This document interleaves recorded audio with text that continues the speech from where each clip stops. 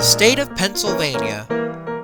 The Keystone State is well known for its rich history and its railways.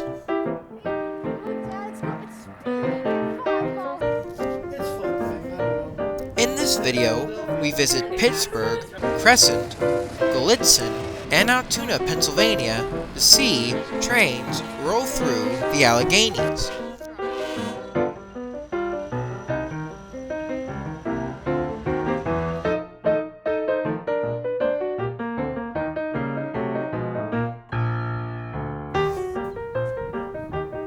In Pittsburgh, we visit two incline railways on Mount Washington, as well as some freight trains along the Monongahela River. And then we head off to three of Pennsylvania's greatest hotspots. We'll see Ennis trains crest the grade at the famous Glitzen Tunnels and round the famous Horseshoe Curve.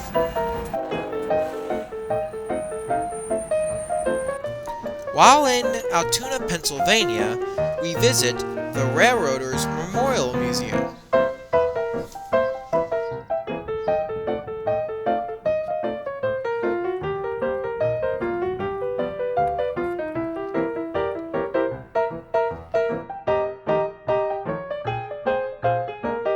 We'll also see Nickel Plate Road 765 as it pulls an excursion train along this line.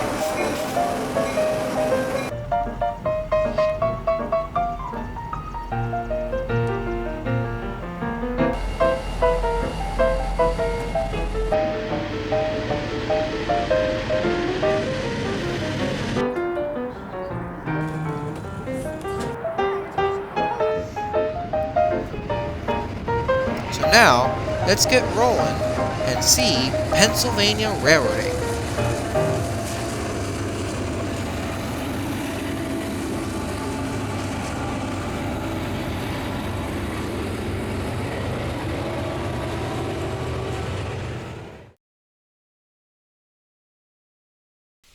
To begin our video, we start in Pittsburgh, Pennsylvania. We are located at the Roberto Clemente Memorial Park, where we see our first train across the river. It was a autorack train led by CSX 7316 and 7337.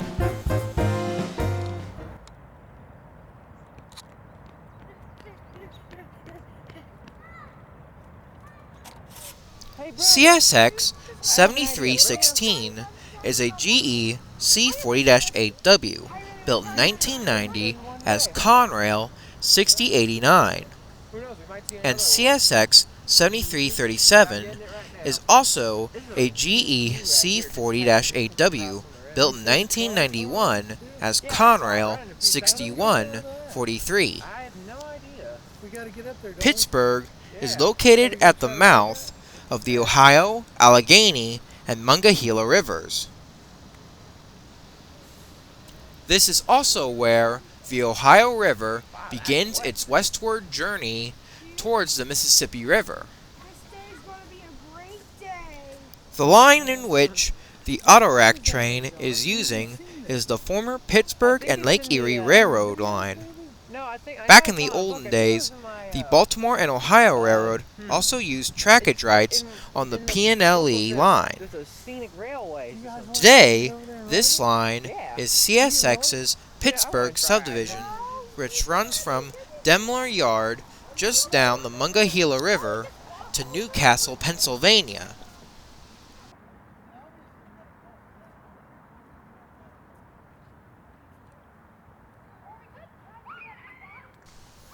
After the autorack train cleared, we then saw the Duquesne Incline Railway.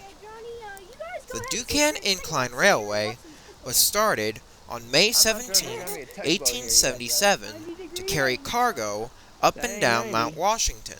It later started carrying passengers up and down the mountain, particularly passengers from the top of Mount Washington who were tired of traversing up and down Mount Washington by foot. When the demand For quick and easy travel up Mount Washington came lots of incline railways were built all over the mountain. But by the end of the 1960s, only the Duquesne Incline Railway and the Monongahela Incline Railway were left. We will be visiting the Monongahela Incline Railway in a minute. We then decided to go to the Mount Washington side of the Monongahela River, but before we left, I caught this Port Arthur T-Line tram pulling into the Allegheny station. The date of this video was on May 26, 2013, which means the line the tram is on was about a year old.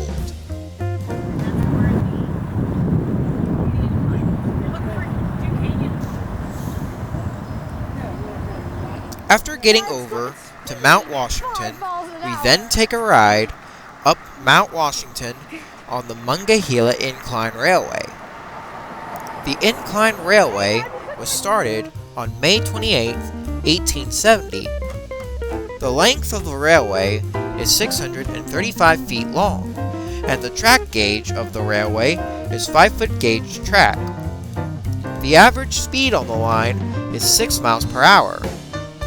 Today, this line is owned and operated by the Port Authority of Allegheny County, which also operates the T-Line trams in the area. From the top of Mount Washington, you can get great views of the city and some of its railways from this area. We now see some Port Authority T-Line trams use the Panhandle Bridge to get into downtown Pittsburgh. Oh, I'd like to see a train. The Panhandle Bridge used to be owned by the Pennsylvania Railroad, in which they used it to connect their Pennsylvania station in downtown Pittsburgh to their Panhandle and Monongahela Division main lines. So look, what I think is this is one river. After seeing some T-trams cross the Monongahela River, we then see a high-rail truck on the former PNLE main line headed eastward. We then arrive at the Duquesne Incline Railway.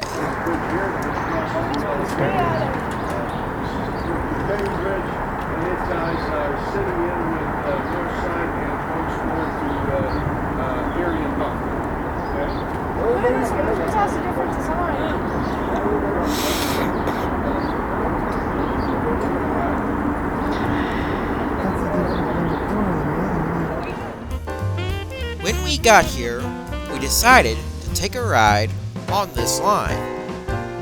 Although we did ride the downhill portion of the Duquesne Incline Railway, I decided it'd be better for us to focus on the uphill line instead.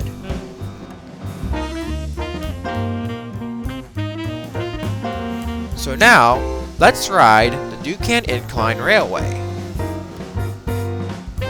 When we leave the bottom station, we immediately start to cross over Ennis's Mon Line, which used to be part of the Pennsylvanian's Panhandle Line.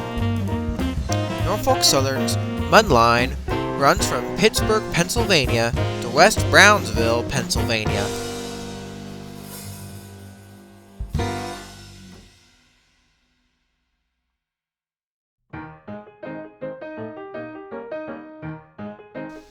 After crossing the Mon Line, the rest of the Duquesne Incline Railway is surrounded by shrubs and trees on either side of the line. The track gauge of the line is 5-foot gauge, just like the Monongahela Incline Railway to the east. And the length of this line is 800 feet long from end to end.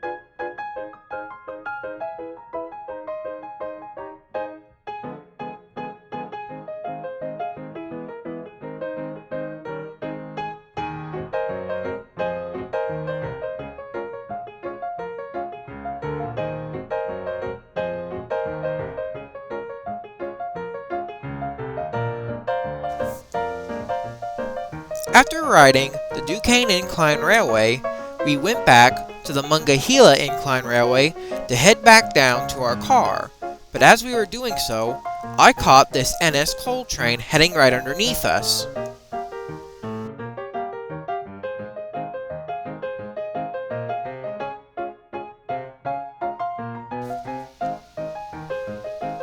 After getting down off the mountain, we then decided to go have lunch at the Hard Rock Cafe at the station square, just located nearby. While eating, we caught another eastbound autorack train on the old PNLE main line. It's okay, I've got it already.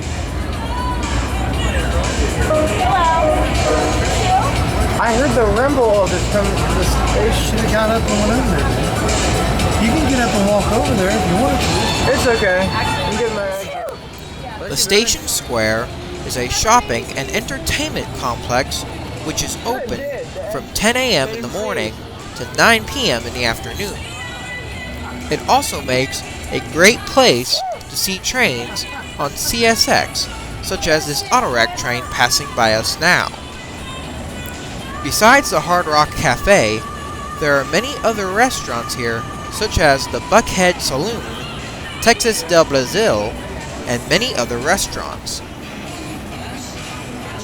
After lunch, we decided to explore the place. While we were exploring, we catched a glimpse of a westbound Ennis intermodal train. After exploring the place, we decided to get back to our car and continue our trip to Crescent, Pennsylvania, but before we left, we caught a eastbound intermodal train led by Ennis 7554, 5641, and 9084.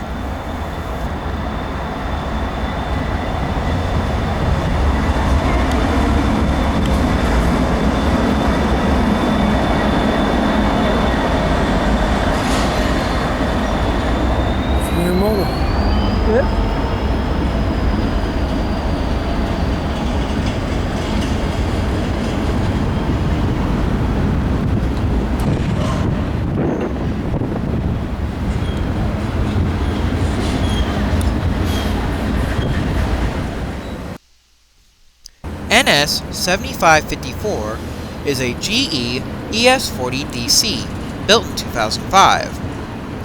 Ennis 5641 is a rebuilt EMD GP38-2 built in 1969 as Penn Central 7722.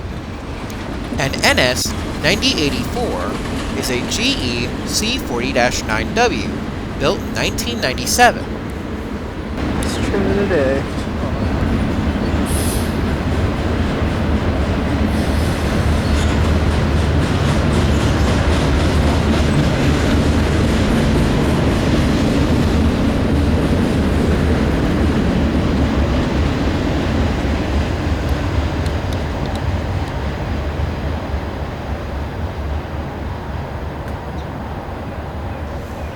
After the end of the intermodal train rolled on by, we got in our car and headed off for Cresson, Pennsylvania.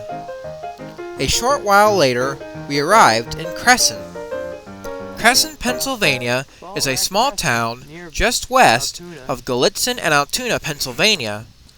It's also home to an Ennis locomotive helper base and also an interchange point with R.J. Corman's Pennsylvania lines. There is also a heritage park here where we catch our first train. It's an Ennis intermodal train led by Ennis 8391, 9788, 7704, and 9243.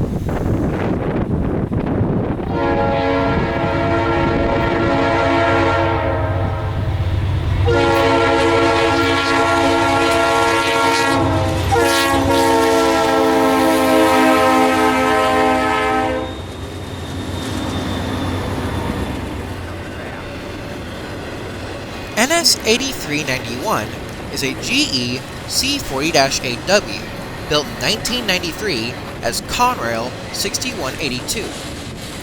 Ennis 9788 and 9243 are both GE C40-9Ws. NS 9243 was built in 1998, and NS 7703 is a GE ES40 DC, built in 2007. It's fitting for a former Conrail locomotive to lead our first train.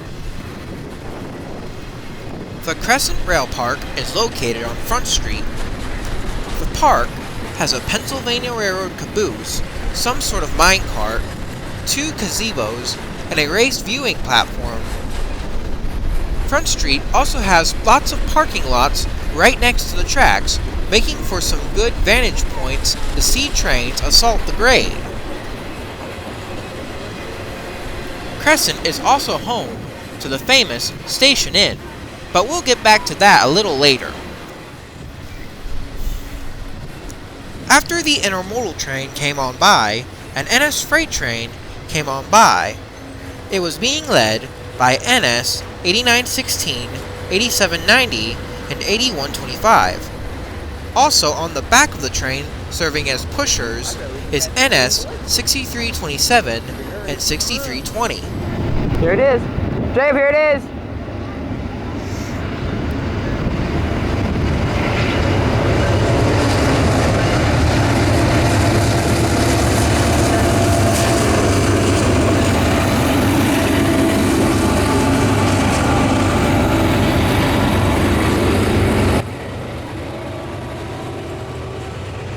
NS 8916 is a GE C44-9W built in 1996. NS 8790 is a GE C40-9 built in 1995. And NS 8125 is a GE ES44AC built in 2012.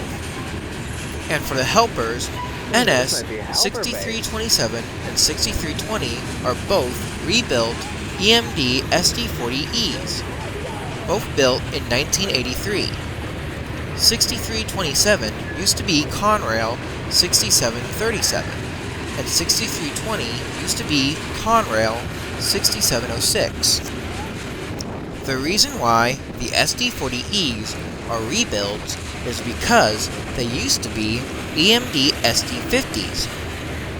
When the first SD50 was produced back in 1981, it was in response to General Electric's Dash 8 series locomotives, which were built back in the mid-1970s. But when the brand new SD50s were built, they ran into some reliability issues and mechanical issues. For the engines of the SD50, they used an updated version of the V16 645 engine, which produced 3,500 horsepower. It was later ramped up to 3,600 horsepower. Unfortunately, when this new engine was built for the locomotive, it was plagued with engine and electrical system problems. Fast forward to the late 2000s, Norfolk Southern owned a bunch of SD50s. In 2008, Norfolk Southern embarked on a locomotive rebuilding program to rebuild the SD50s into today's SD40Es. Today, NS does not have any more SD50s on their roster.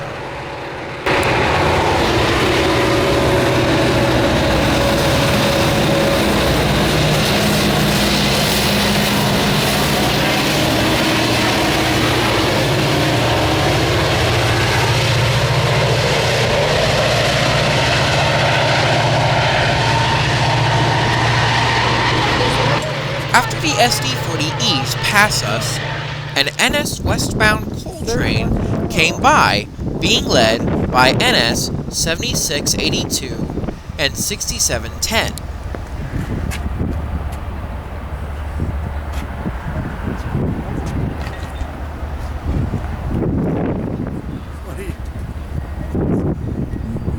He left a bunch of Yes, I do. tall guys. See, we could be at the Glitzen Tunnels. Hey, yeah. 3 trains in a row now, huh? Just in like 5 minutes or so?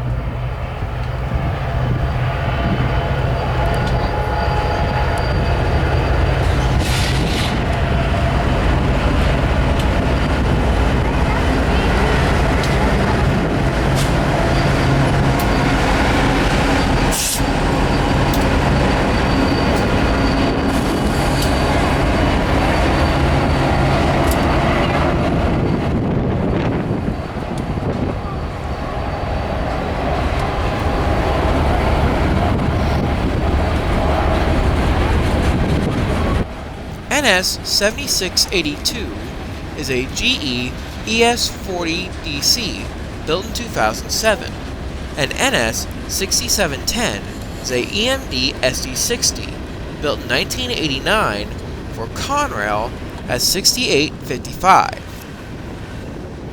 Another thing here of, well, sad interest is the Crescent Steel Company, also known as the Crescent Scrapyard. The scrapyard here has been known to scrap lots of things here.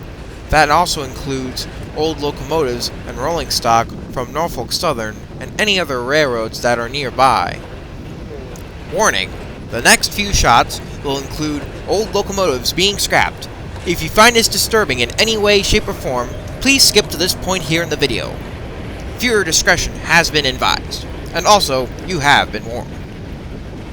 Back in 2015, Norfolk Southern decided to rebuild 10 of their GE-840Cs, aka their standard cabs, into what they call the GE-8.5 40CW. With the rebuild, this required the old cabs of the standard cabs to be removed and replaced with newer cabs. The old cabs were sent up here to be scrapped. Then, in 2016, Norfolk Southern announced that the new -8.5s were failures and decided to get rid of the rest of the standard cabs and replace them with the new GE ET44AC locomotives.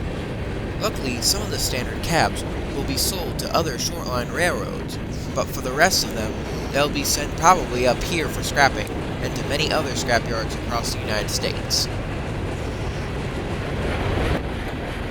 While this coal train continues to roll on by, let's go back in time to when the Pennsylvania Railroad still existed and just acquired its first generation diesels. At first glance, nothing appears to have changed.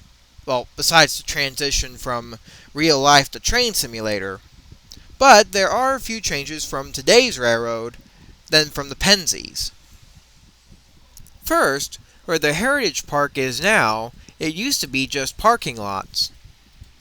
Also, the Crescent crossover was still in place. It was later removed by Conrail to make way for intermodal container trains. Also here was MO Tower. Sadly, on December 7th, 1998, the tower was torn down. There were attempts to save the building, but it was all in vain.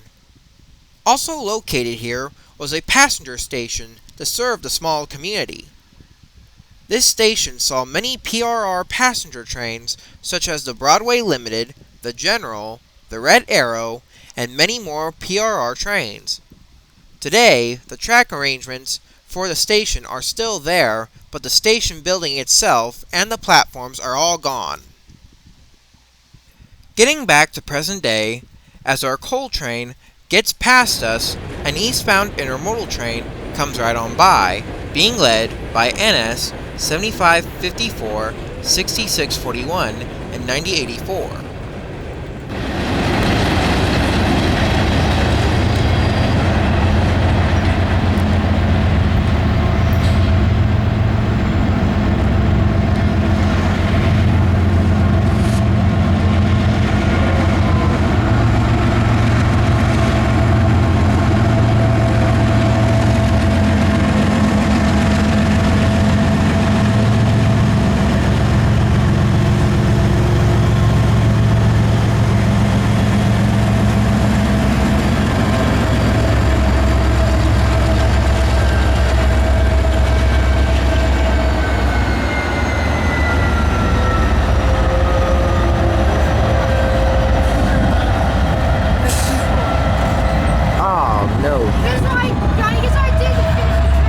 After the locomotives got past us, we decided to move to the Glitzen Tunnels to catch the train there. Jesus Christ.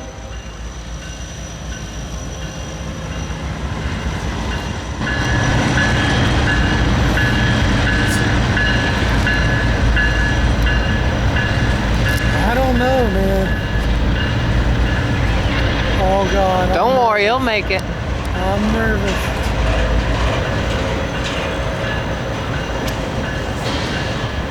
NS 7554 is a GE ES40DC built in 2005. NS 6641 is a EMD SD60 built in 1986, and NS 9084 is a GE C40-9W built in 1997. Now that we're here, let's talk about the history of the tunnels. When the Pennsylvania Railroad arrived here in the early 1850s, they started construction of Summit Tunnel, which later got renamed to the Allegheny Tunnel. Construction began in 1851 and was finished in 1854. As you might have guessed from the name, this place is the summit of the Pittsburgh Line. We will talk about the Pittsburgh Line a little bit later on in the video. Although the Allegheny Tunnel was the first tunnel here, it wasn't the only tunnel under construction at the time. Just to the south, the Commonwealth of Pennsylvania was constructing the new Portage Tunnel for the new Portage Railroad. The construction started in 1852 and ended in 1855. Then, in 1857, the Pennsylvania Railroad purchased the new Portage Railroad and acquired the tunnel. They then put the tunnel out of service till the 1890s, when they expanded the tunnel from a single track to a double track and used it as a primary route for eastbound traffic. Then, in 1902, the PRR began construction of the Glitzen Tunnel just to the north of the Allegheny Tunnel. The construction was finished in 1904. With the Power of Train simulator, we can see what this area looked like in the past. Back during this time, the twin tunnels were both single-tracked, but were used as a double-tracked line by the Pennsylvania Railroad. Both tunnels are 3,605 feet from end to end, and the tunnels are at an elevation of 2,167 feet. They were also the highest and longest tunnels built by the Pennsylvania Railroad. Now you may be wondering, what is that bright light shining against the tunnel? The light is coming from a PRR passenger train waiting to depart the Glitzen Depot bound for Altoona, Pennsylvania. Leading the train is PRR K4 Pacific number 3762. Now we get underneath the Jackson Street Bridge to watch the K4 pull out of the Glitzen Depot and head off towards Altoona, Pennsylvania.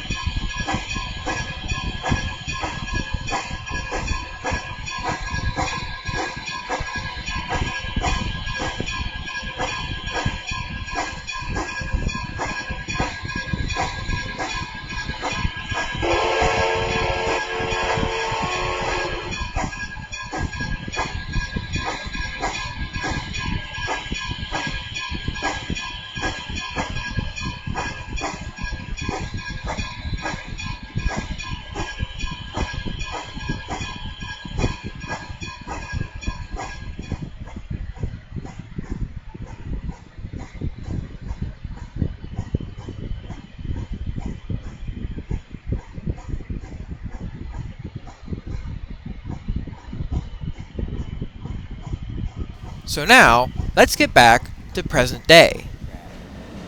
Both tunnels stayed as single-track lines until the early 1990s. By then, Conrail was the controller of the railroad line. Conrail, with funding by the Commonwealth of Pennsylvania, started a project to enlarge both the new Portage Tunnel and the Allegheny Tunnel to fit today's double-stack intermodal container trains. For the new Portage Tunnel, the tracks were reduced from a double-track line to a single-track line, and the floor of the tunnel was lowered. The reconstruction of the new Portage Tunnel was finished in 1993. For the Allegheny Tunnel, the track was increased from a single track to a double track line, and the floor of the tunnel was lowered as well. The reconstruction of the Allegheny Tunnel was finished in 1995. Shortly thereafter, the Glitzen Tunnel was shut down and the tracks were removed. While I was researching the Glitzen Tunnels, I couldn't help but notice that these tunnels looked pretty similar to another, more fictional set of tunnels, Henry's Tunnel. If you're any Thomas the Tank Engine fan, you probably know the sad story of Henry. For those of you who don't know the story, this is how it goes.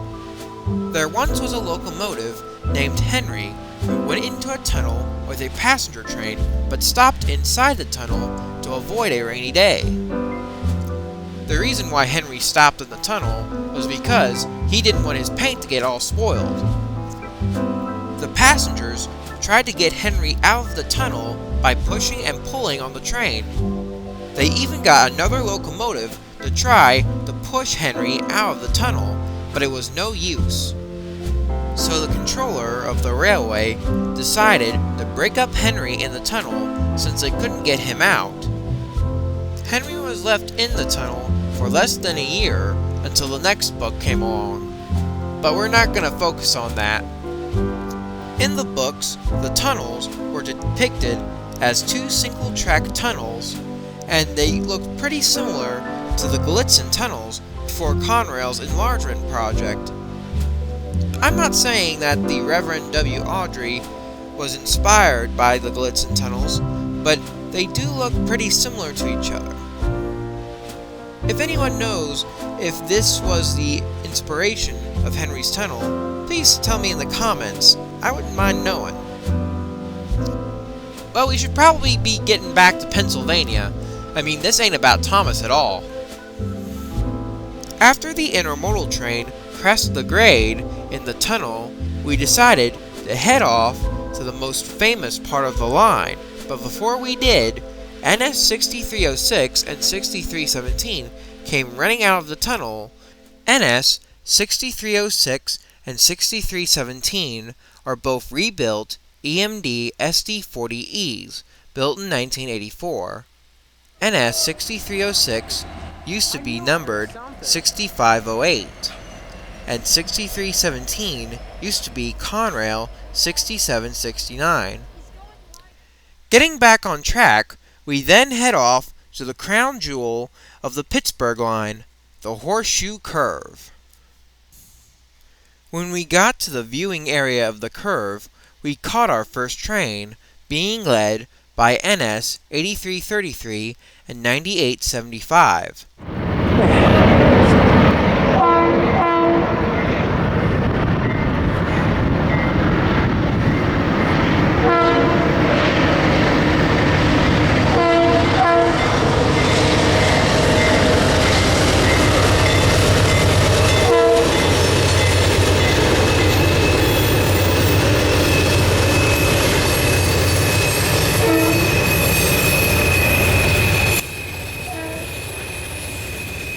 NS 8333 is a GE C40-8W, and 9875 is a GE C40-9W. Also at the rear of this freight train is a little red caboose.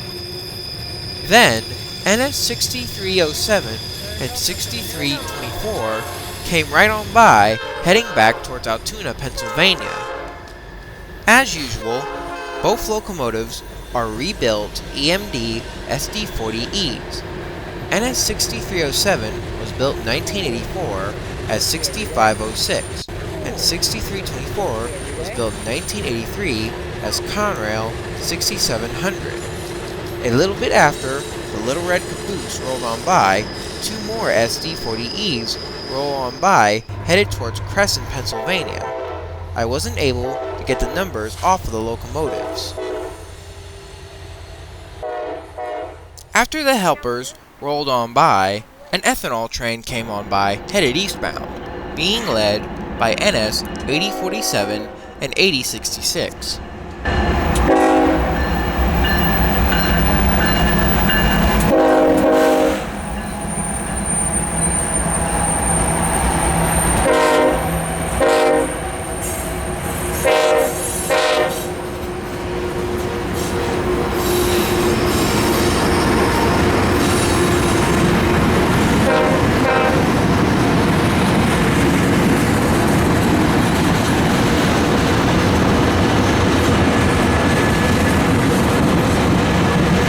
NS 8047 and 8066 are both GE ES44ACs. 8047 was built in 2010 and 8066 was built a year later. At the rear of this ethanol train is NS 6304 and 6325, both SD40Es. NS 6304 was built in 1984 as 6522. And 6325 was built a year prior for Conrail as 6715.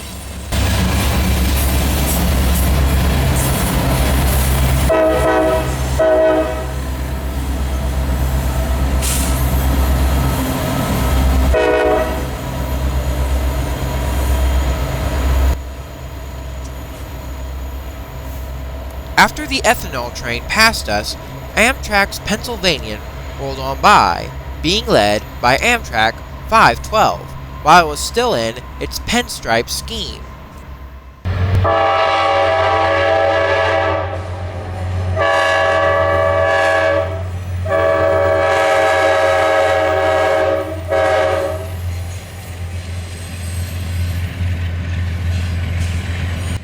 .512 is a GE-8 32BWH.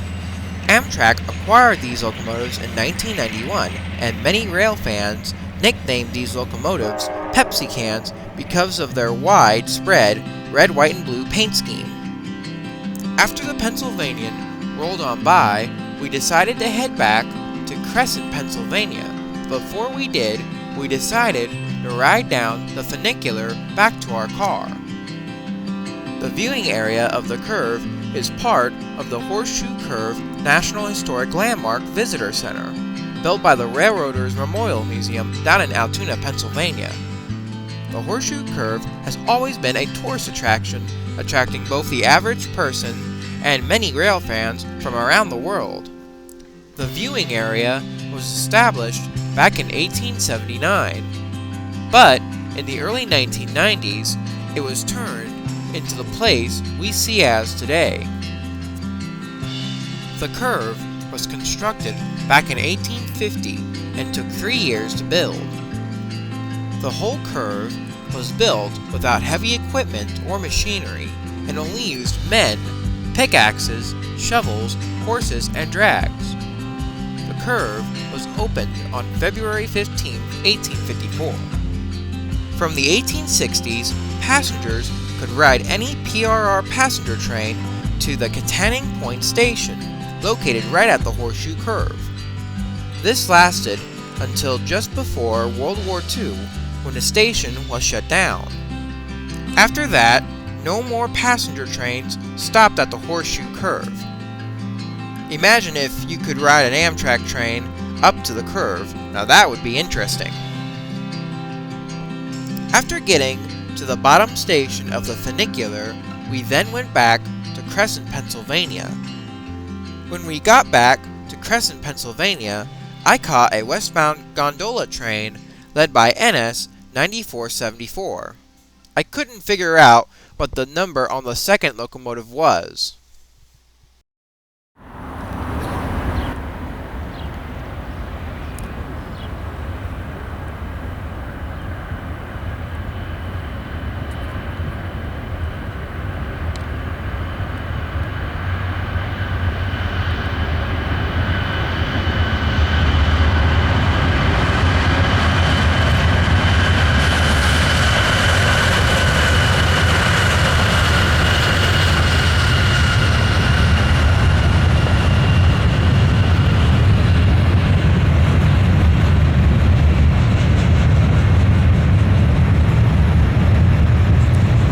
At the end of the train is 4 SD40Es, which helped the train get up the hill and are now proceeding with it down the hill.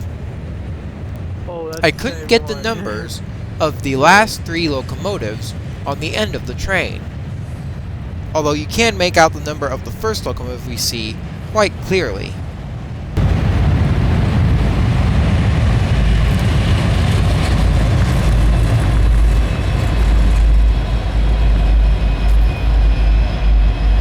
That's a lot of engines.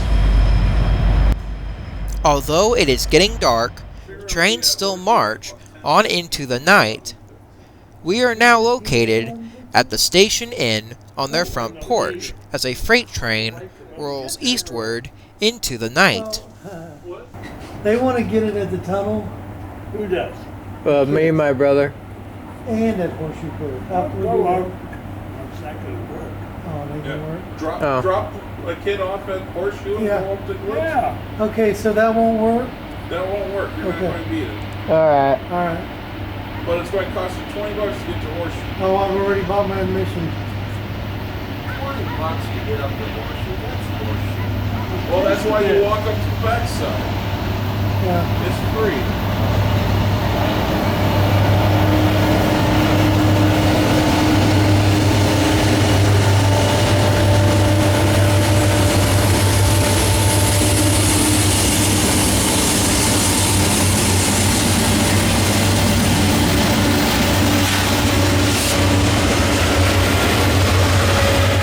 Now that we are here, let's talk about the Station Inn. The Station Inn is a bed and breakfast located at 827 Front Street. This is also where we will be staying the night. The inn is not owned by any hotels, booking services, or travel agencies. It is an independent business operated by Thomas A. Davis, which he is the innkeeper. As you can see from the front porch, the porch provides a great place to view trains on Ennis's main line, traveling both day and night. Here comes that other one. As the train continued to roll past the lone light near the tracks, another Ennis freight train came roaring on by us on the other track, heading in the same direction.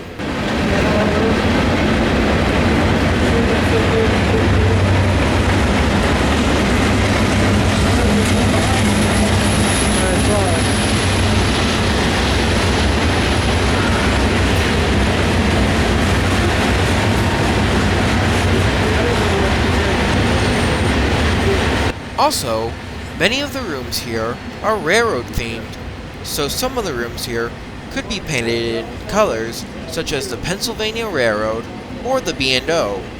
The room we were staying in was themed after the Erie Railroad. The Station Inn, with the help of Railstreams LLC, also has a live webcam focused on the Ennis main line, which can provide many hours of train entertainment on the internet. Overall, the Station Inn is a good place to stay at.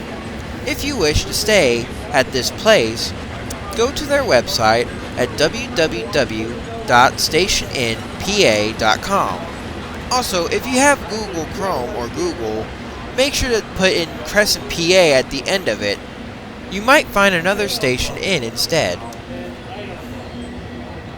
A little bit after the 2 trains left, a westbound Ennis freight train came roaring on by.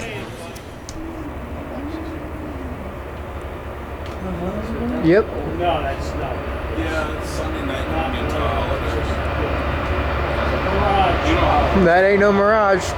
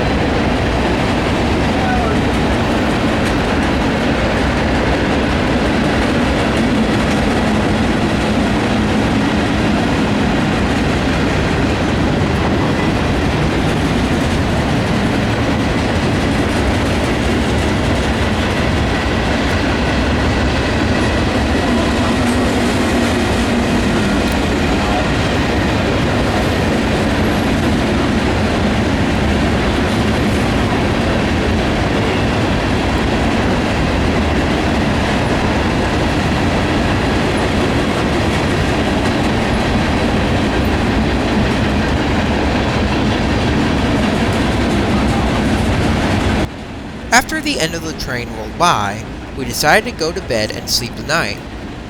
The next day, just as we got on the front porch again, an Ennis coal train rolled by, headed westbound.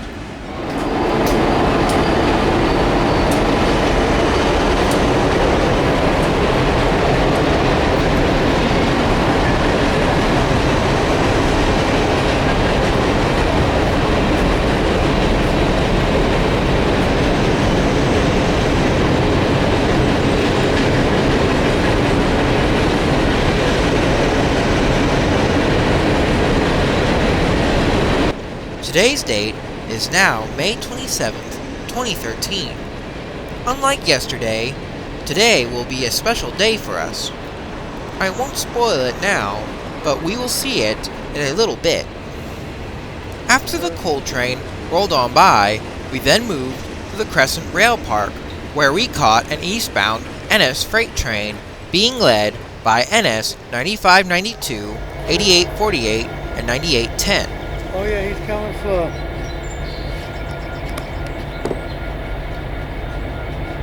Sorry, man.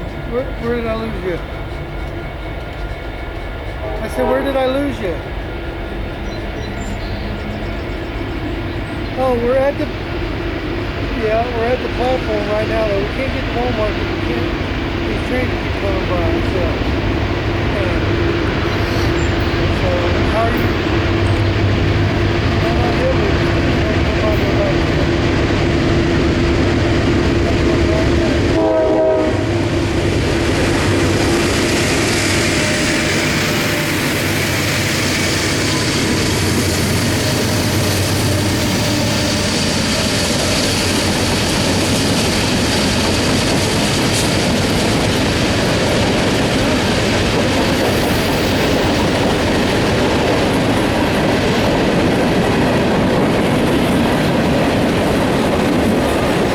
Ennis 9592 and 9810 are both GE C40-9Ws, and Ennis 8848 is a GE C40-9 built in 1995. As the train continues to roll on by, some of the old cars still retain their old roads, such as Conrail, Southern, and a Norfolk Western. There's even a Boston and Maine car on this train.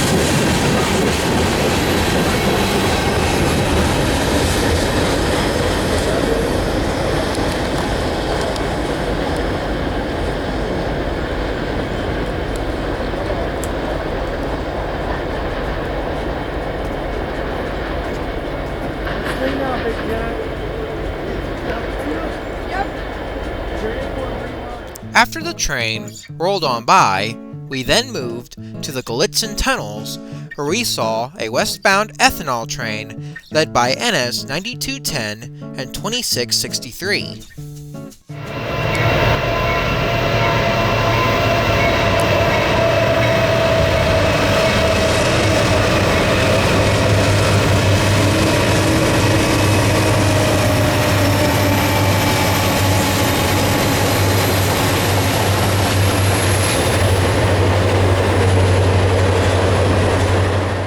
NS 9210 is a GE C40-9W built in 1998, and NS 2663 is a EMD SD70M-2 built in 2005.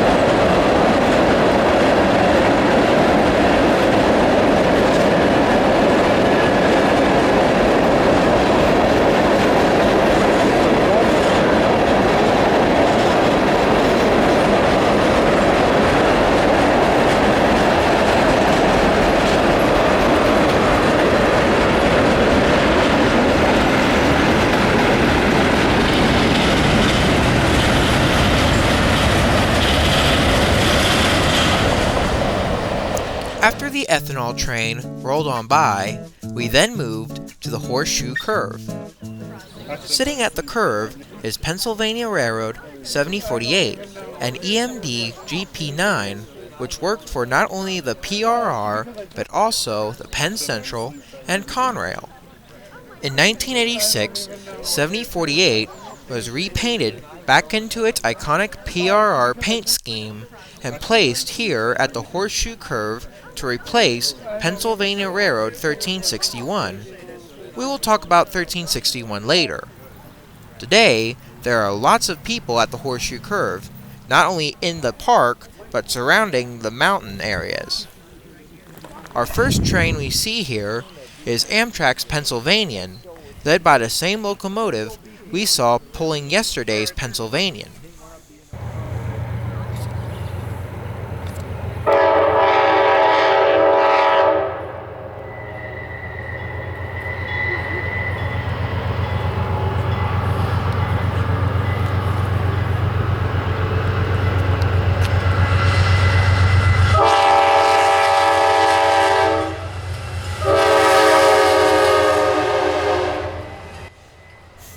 While I was looking at the front of the train, everyone had their eyes on the rear end of the train.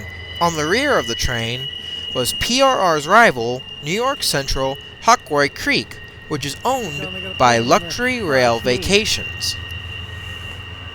It's a good thing that the Pennsylvania Railroad isn't here with us today, or else they'll be pretty mad about what's riding behind an Amtrak train today on their rails.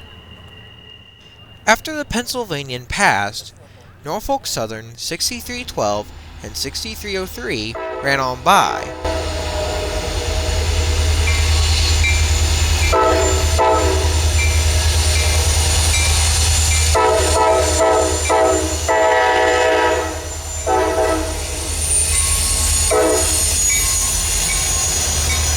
After the helper units roll on by, a westbound NS-MT intermodal train rolled through here, led by NS 9204 and 7 other locomotives.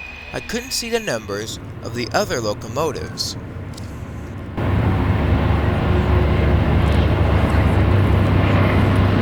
Comes.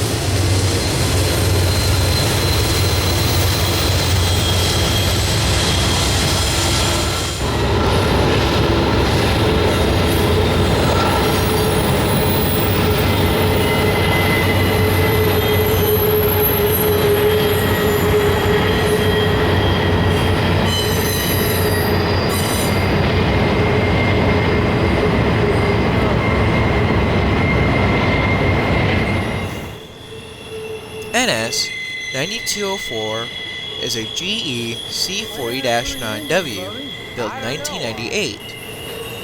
Although I couldn't see the numbers of the other locomotives, I believe there were 5 more C40-9Ws, 1 SD40E, and 1 EMD SD70, probably a former Conrail locomotive.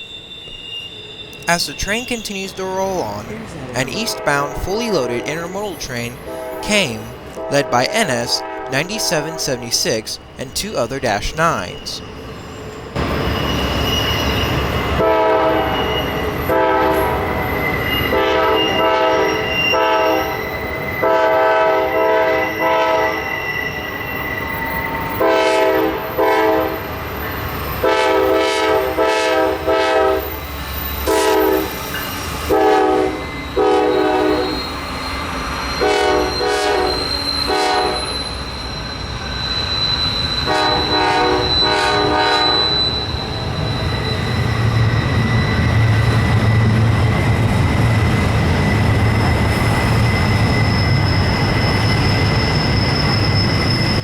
All 3 locomotives are GE C40-9Ws. Soon the end of the empty train came rolling on by, being pushed by NS 6326 and another SD40E.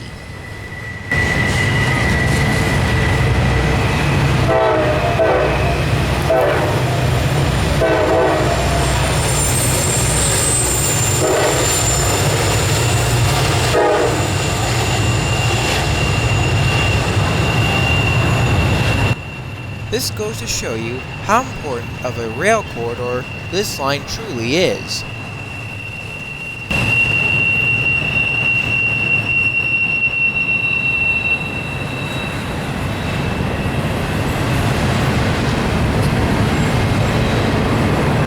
While we are here, let's talk about the railroads that ran through this part of Pennsylvania before the Pennsylvania Railroad built their own line through this region.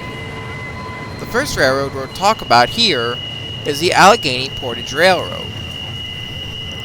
The Allegheny Portage Railroad, built between 1832 and 1835, was built to carry cargo and passengers from the canals located at Hollidaysburg and Johnstown.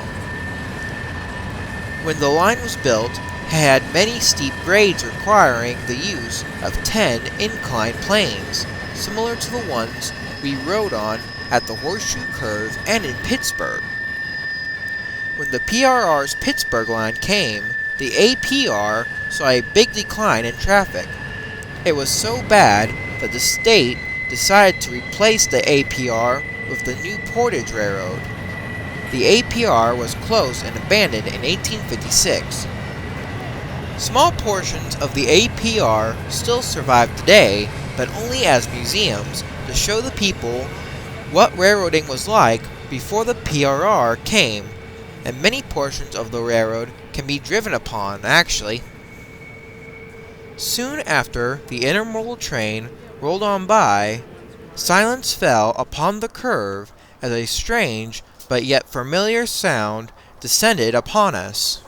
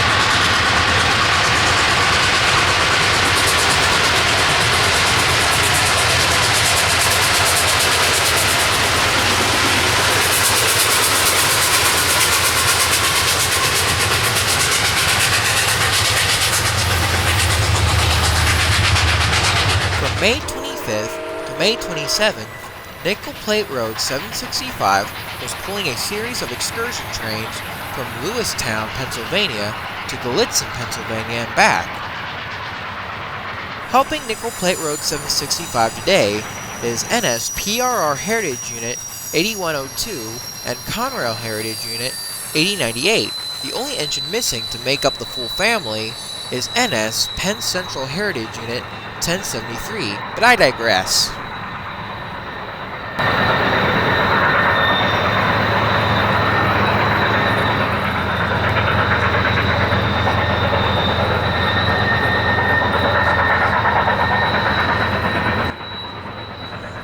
After the excursion train rolled on by, an eastbound intermodal train came on through.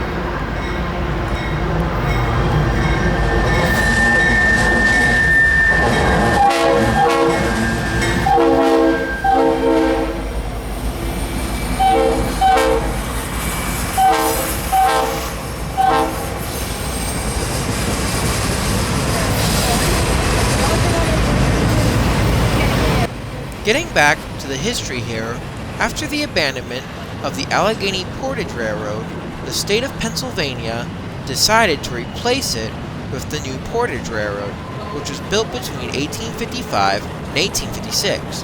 At the same time, the Pennsylvania Railroad was also building their own line across the Allegheny Mountains.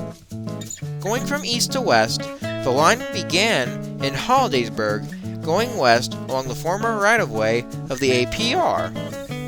Then, at Duncansville, the line then turned south, then west, to follow Dry Run for 3.5 miles before turning back north to go back and following Blair Run and the old APR again. Once the line rejoined Blair Run, the line followed the run for 4 miles till it reached Horseshoe Curve, where it turned back and followed Blair Run on the opposite side of the valley for 1 3/4 miles. Then the line turned north again till it reached Sugar Run, where it followed that run till it reached the new Portage Tunnel and Glitzen. From Glitzen, the line then followed closely to the PRR till it reached Portage, Pennsylvania, where it rejoined the former APR till it reached South Fork. From South Fork to East Kamina, the new Portage Railroad and the Pennsylvania Railroad ran joint trackage together. Then, at East Kamina, the NPR rejoined the APR for the final push towards Johnstown. Unfortunately, when the railroad was finished and opened, the line didn't get any traffic because of the newly formed Pennsylvania Railroad, which finished their own line across the Alleghenies. With the NPR not making any money as well as the canal systems, the state of Pennsylvania decided to sell the line to the Pennsylvania Railroad. Then, after acquiring the NPR, the PRR decided to abandon the line that same year in 1857. Although the NPR line was abandoned by the Pennsylvania Railroad, the railway kept the NPR line in good shape. Then, in 1904, due to the ever-increasing traffic on the Horseshoe Curve line, the PRR decided to reopen the NPR line from Hollidaysburg to the east portal of the new Portage Tunnel. The NPR remained in operation till 1981, when the line was permanently abandoned by Conrail. The only portion of the line to still be in operation by NS is the section of track running from the east portal of the new Portage Tunnel to just before the curve towards Crescent, PA.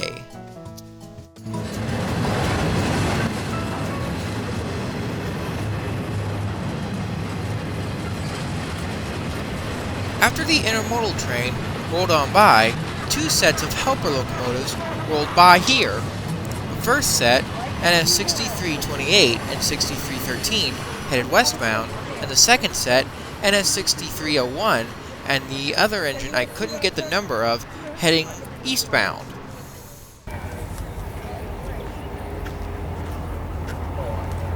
Just try not to lean out. This one was over on the other side there, and just as the train was coming, the guy decided to go like this. Stay right there. Got the back of his head.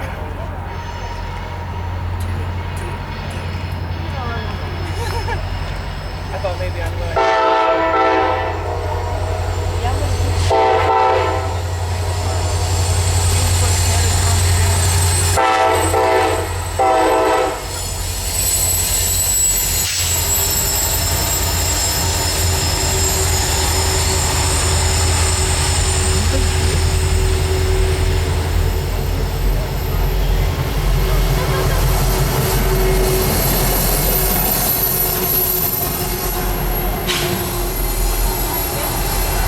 A little bit after the helpers came by, 765's excursion train came back around the curve.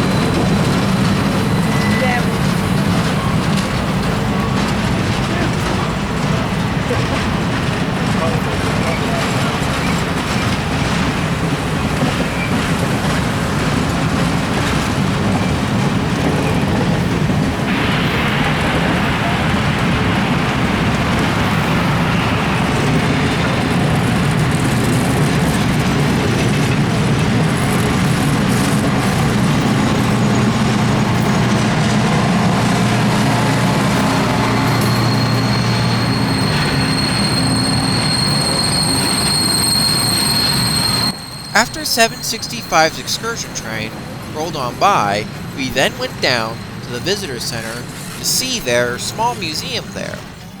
The museum here talks about the rich history of the curve here and features many artifacts and displays here.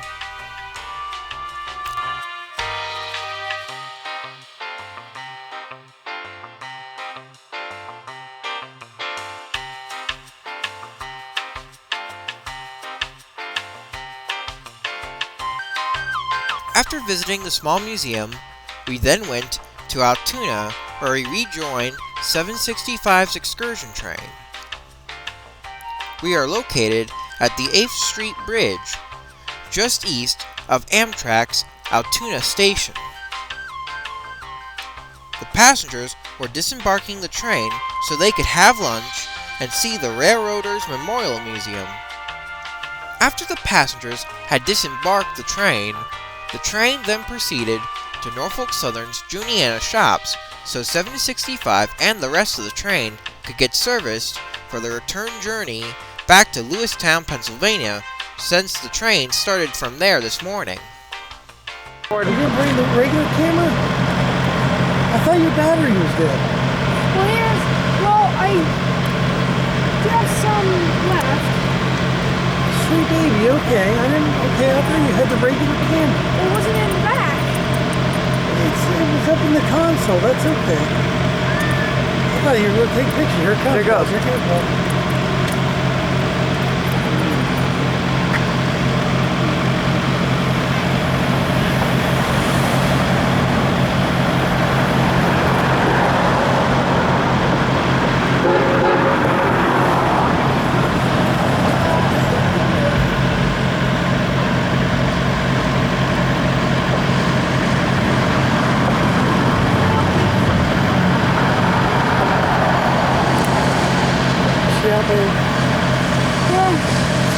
It's okay.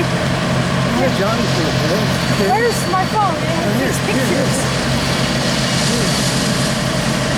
What the business?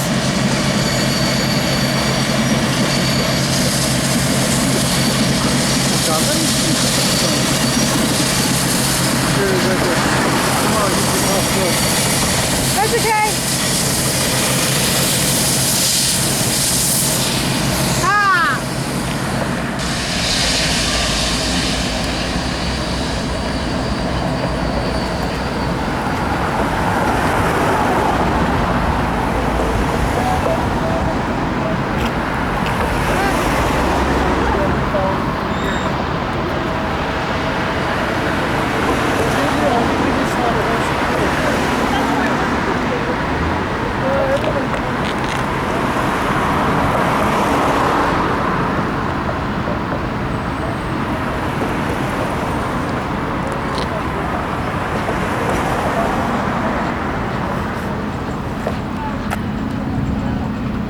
Hey, here comes a freight train.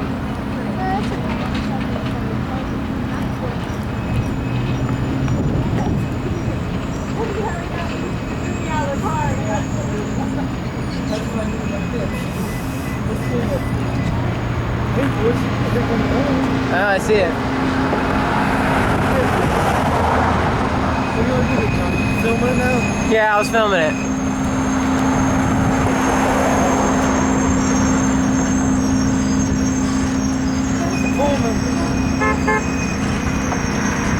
What do you think? I saw the museum. John, what's he doing? Can come on through. Can you get him real quick? Sure. Bridge? Yeah, I don't know. Hold on a second. After the Meet you excursion up top. train left the station, we stayed on the station bridge up here. and watched as an eastbound freight train rolled right underneath us. It was being led by Ennis 6806, 8816, and UP 3917.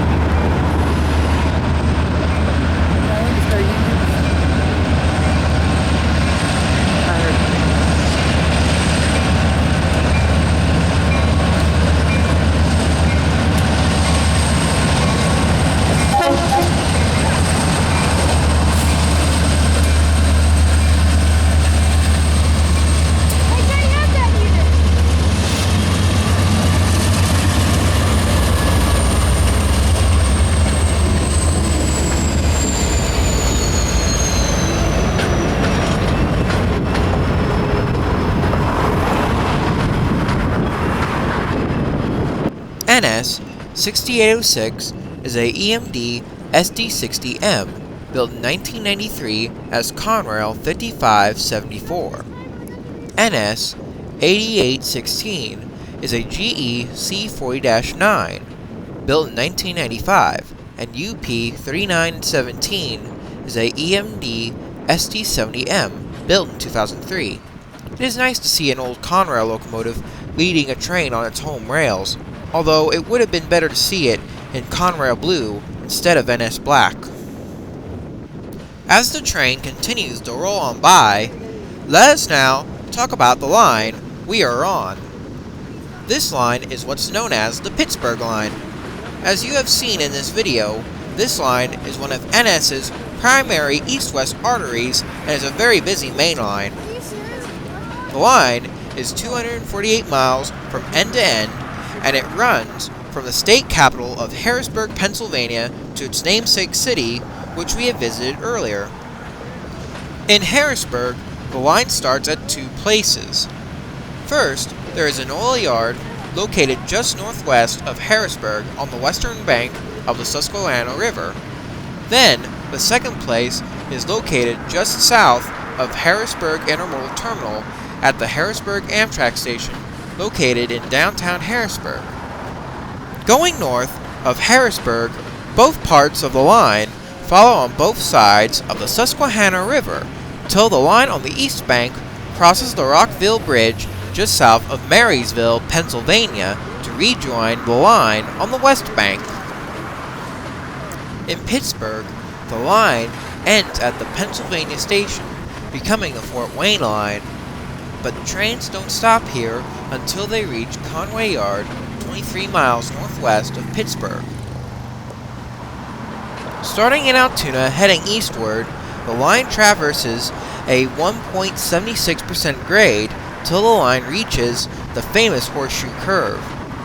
From there, the line then climbs a 1.86% grade till the line reaches the summit at Glitzen, where the line is 2,167 feet above sea level.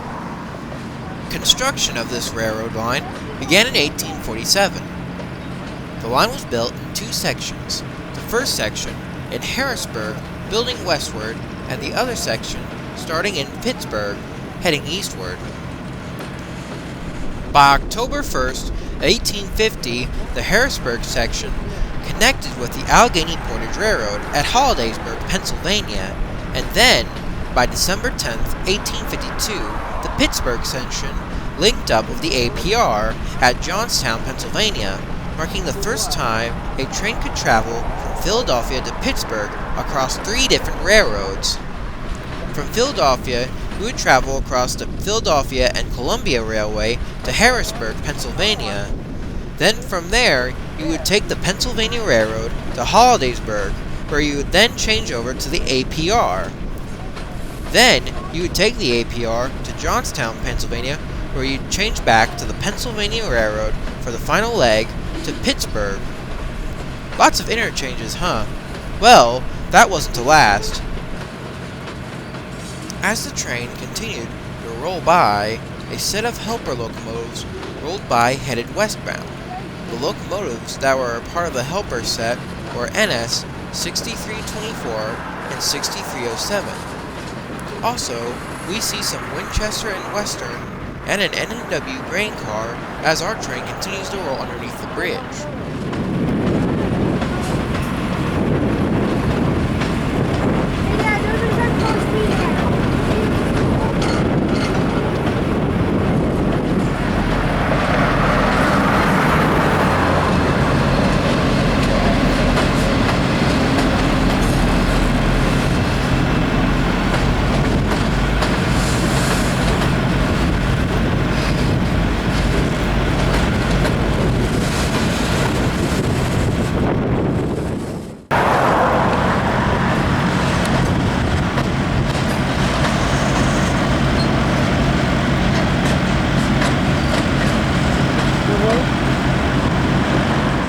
As the train continued to roll on by, a line of gondolas loaded with what appeared to be freshly cut ties came right on by.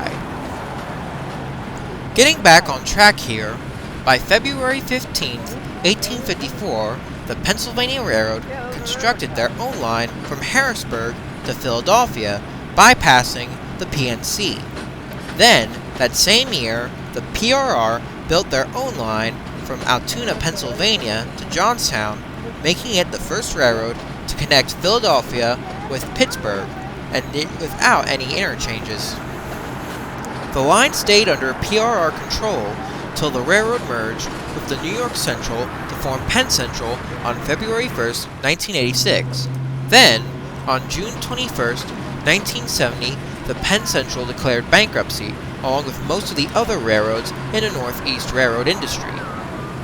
Then, on April 1st, 1976, Conrail took over the railroad line. Then, by July 23rd, 1998, Ennis and CSX split up Conrail amongst themselves, resulting in the railroads we see today. Following close behind the freight train was another set of helper locomotives. These locomotives were NS 6318 and 6300.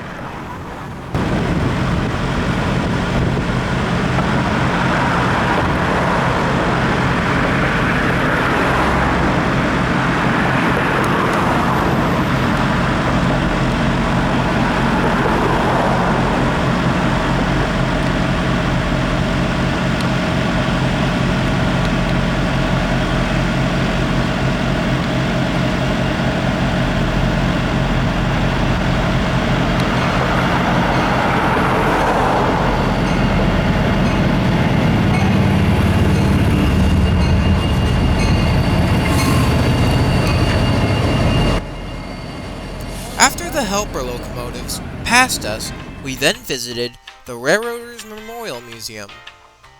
The museum is housed in the former Pennsylvania Railroad Master Mechanical Building, which was built in 1882. The Memorial Museum also owns the Horseshoe Curve National Historic Landmark, which we visited earlier and saw 765 cresting the grade on.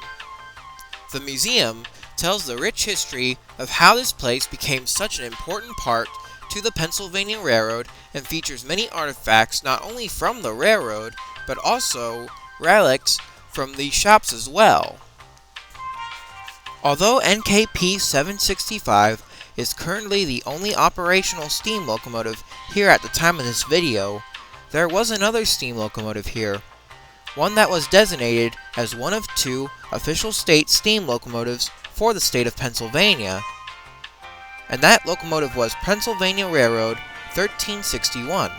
The other state steam locomotive was Pennsylvania Railroad 3750, which we'll get back to in another video, but today we are here to talk about 1361. 1361 is a 462 K4S Pacific, built in 1918 right here at the Juniata shops, where 765 is currently being maintained at this time. 1361 is 83 feet and 6 inches long and has a boiler pressure of 205 psi.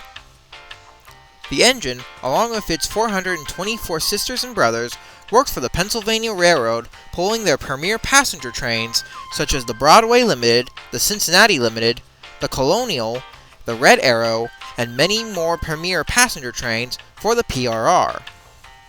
Then, on June 8, 1957, the PRR decided to put 1361 up at the Horseshoe Curve as a display piece.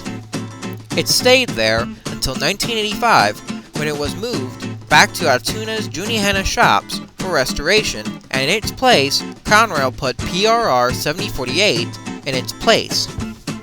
Then, 2 years later, in 1987, the restoration work was done, and 1361 was steamed up again.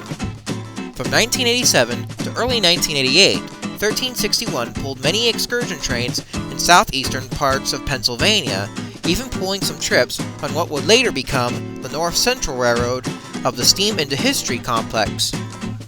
But sadly, 1361's excursion career was cut short in early 1988 when the engine's main bearing and driving axles catastrophically failed. Ironically, by the end of that year in December, the state designated 1361 and 3750 to be their official state steam locomotives. From that point on, restoration of 1361 did not go well. In 1996, 1361 was dismantled and moved to Steamtown for another attempt at restoration. By Steamtown, the University of Scranton, and the Railroaders Memorial Museum.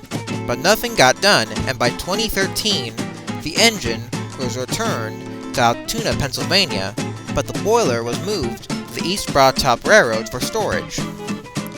Then, in 2015, after completing the quarter roundhouse, which we'll see in a minute, all of 1361's pieces were returned back together in the roundhouse, and the boiler was returned from the East Broad Top. Currently, 1361 is being restored by a designated group of 4 people.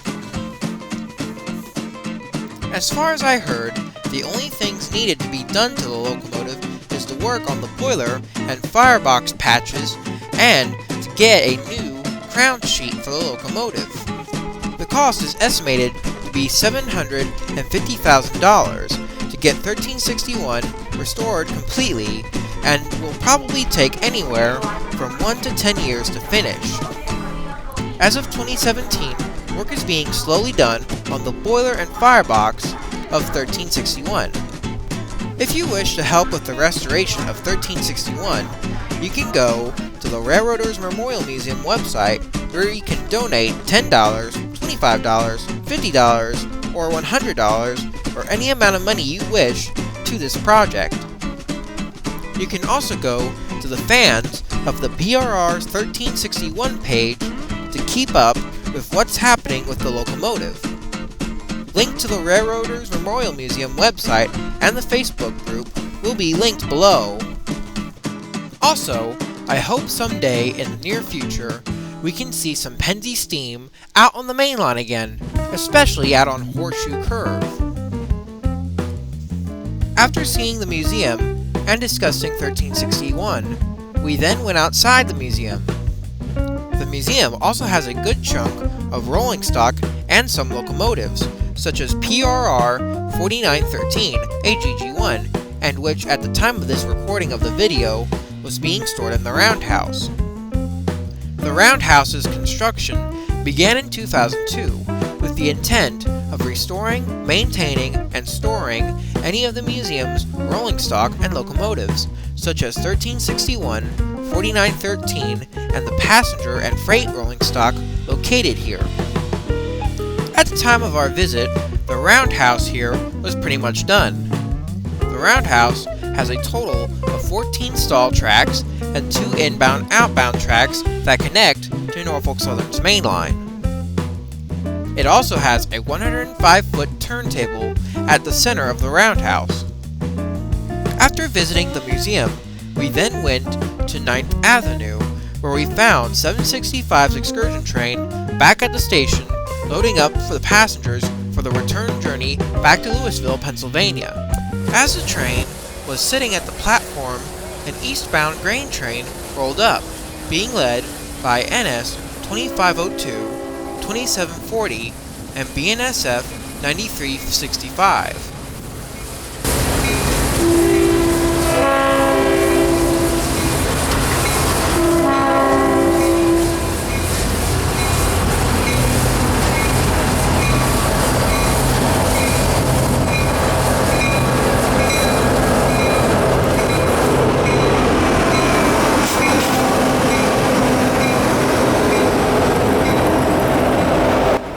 Ennis 2502 is a EMD SD70 built in 1993. Ennis 2740 is a EMD SD70 M-2 built in 2006. And Bnsf 9365 is also an EMD SD70 ACE built in 2006. As the grain train continued to roll on by, we then decided to move north of Altoona to the lower Ridgely Gap Road Bridge. As 765's train got closer, a westbound intermodal train rolled on by.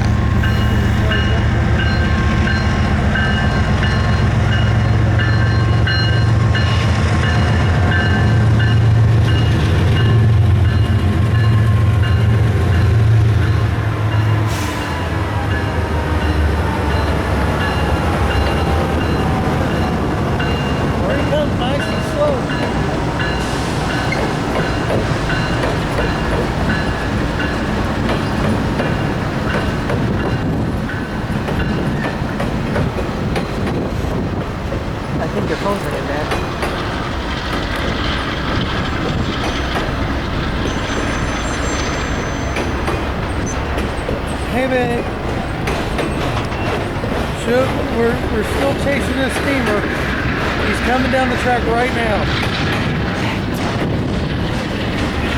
We've been everywhere today. About 3 hours. No. I think it's like 3.5.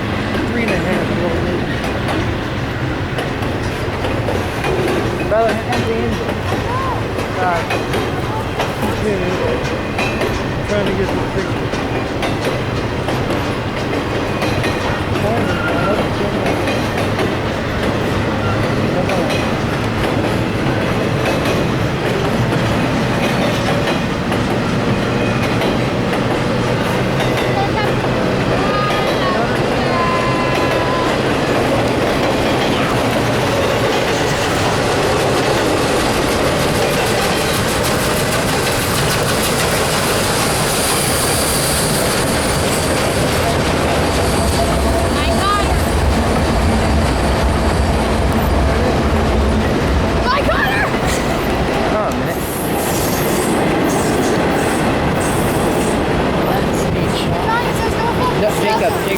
Jacob, don't stand up. Don't stand up, I'm filming underneath you. I'm getting a shot of the engine leaving from underneath the bridge.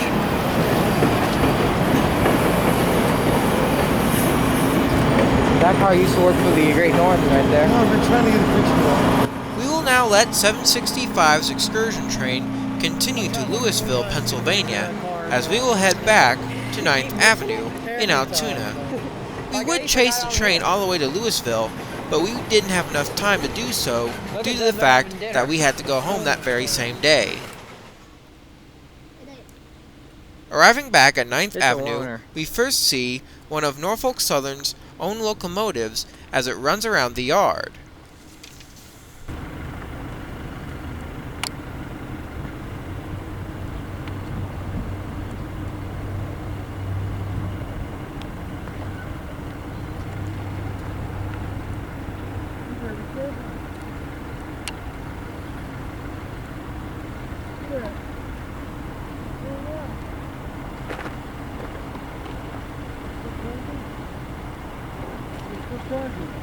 But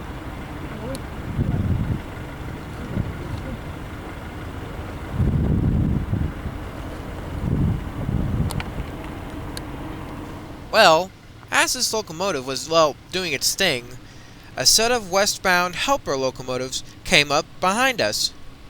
These locomotives were Ennis 6305 and 6326.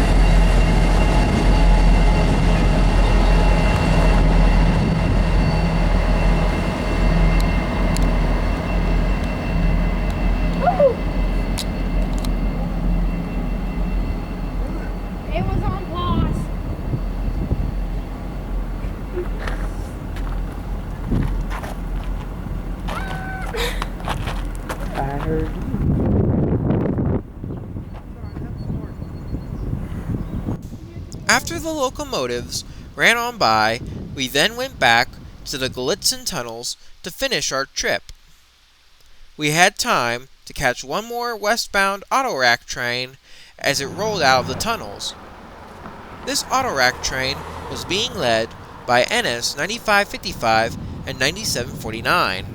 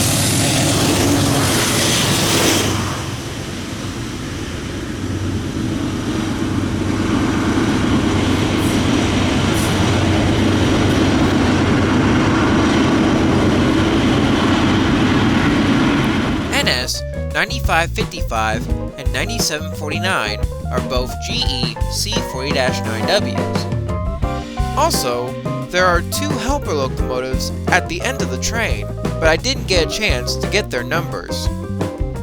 Well, I hope you enjoyed Pennsylvania Railroading Volume 1. It took quite a while for this video to even make it to YouTube, or even be made. Well, I hope you guys have a great day, and see you later, and see you next time in Pennsylvania Railroading Volume 2.